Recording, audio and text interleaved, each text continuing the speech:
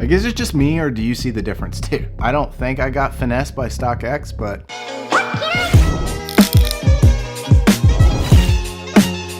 what's going on, everyone, and welcome back to another video, and also welcome to my channel. My name is Corey, also known as Soul Focus. If you are new to the channel, please make sure to like and subscribe down below. I really appreciate it. It helps this channel go a long way, and also I'm just very grateful for everybody that has always stayed tuned and stayed subscribed. Let's go ahead and get into the video. Now, I know that I am already a little bit late on this release because these had dropped several months ago. But the only reason I'm doing this review now is because I just purchased them on StockX. I don't know, they're one of the best looking sneakers I've ever seen. So without further ado, I wanted to kind of do this unboxing together. Don't mind if you see the sun kind of fading in and out and the lighting change in this video because I got my back window open here. Sun's not staying up consistently.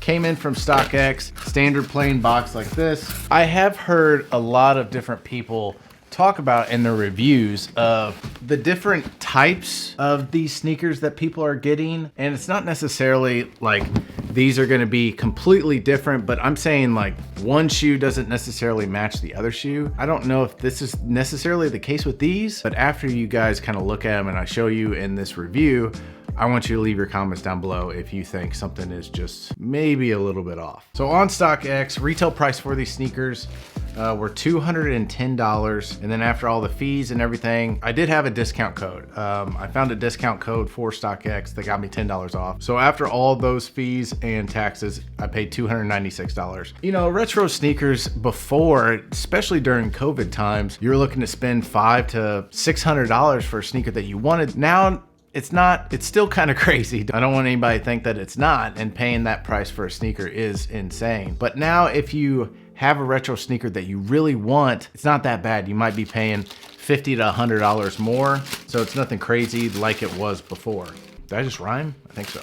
So I'm gonna get both of these out here. So I'm gonna set those back there so you can see it. I give you the Nike Air Jordan 3 White Cement Reimagined. I know there's a lot of people that, you know, they don't like StockX, they prefer GOAT, or they might like eBay more than any other website. I've not necessarily had a problem with StockX personally, but I could see, and I've heard horror stories. As many shoes that are coming in every single day, I'm sure it's kind of hard to keep up. So yeah, the Air Jordan 3 Reimagined. This is a sneaker, I don't even remember when this released. I'm gonna have to look it up here real quick. This video, honestly, I didn't really have anything planned. I just kind of wanted to unbox this real quick and then just give my initial thoughts. The sneaker had released in March 11th of 2023. Let's see what StockX has on the product description. Jordan is traveling back in time to 1988 for the next pair of their Reimagined series with this release of the Air Jordan 3 Retro White Cement Reimagined. Jordan used the same design and specs as the original 1988 Jordan 3 silhouette to help craft the second model of the Reimagined series. The Air Jordan 3 White Cement is constructed with a white leather upper, an off-white colored midsole, and heel tab, helping to give the sneaker this vintage design. It had released on March 11th, 2023 with a retail price of $210. Seeing these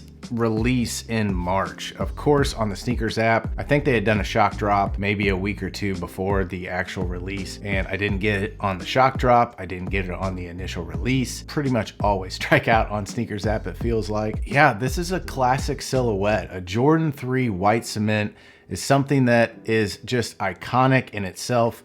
It needs no further explanation. I knew that once I hadn't hit on the release in March that I was contemplating getting these for the longest time, and I knew that if I waited, it was only going to get worse as far as pricing. It was gonna go up a significant amount in that $500 to $600 range. I don't even know what, like, you know, you only see retro sneakers like this in classic silhouettes that are gonna release every 6 to 7 years. Even now, with all the different colorways that they're coming out with, you might not see these for a very long time. So I knew that in thinking of purchasing these, and I talked about in my previous video selling the Yeezy Pirate Black 350s, knowing that I wasn't going to necessarily wear them, and sold a couple other pairs, and in return got these, and I think that was the best move for me. Everybody loves a Jordan 3. I've had a few Jordan 3s in the past. Love how a 3 always has lots of padding. Even though you get a Jordan 3 in hand, it has a little bit of a bulkier look to it. Kind of used to that, I would say, so with all this